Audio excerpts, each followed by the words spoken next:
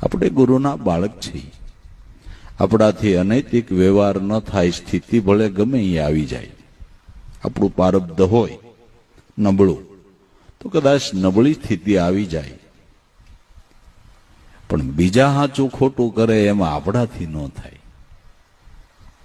આપણાથી તો સદગુરુને પ્રાર્થના થાય કે મારું કાંઈક નબળું કર્મ હશે એટલે થોડુંક મારી આવી સ્થિતિ ગંભીર આવી, પણ હવે તું દયાનો સાગર છો, કરુણાનો ભંડાર છો, કાંઈક મારું ગાડું પાટે ચડાવ્યું કર દે, મારે કાંઈ બીજું દુનિયામાં લઈ જવું નથી, જિંદગી પર્યંત તારું ભજન થાય એવી કૃપા કર દે, અને મારું ગડગડ ગાડું હાલે, મારે કાંઈ બીજાને જેમ કદાચ શ્રીમંતો છે એટલું નથી થવું, પણ મારું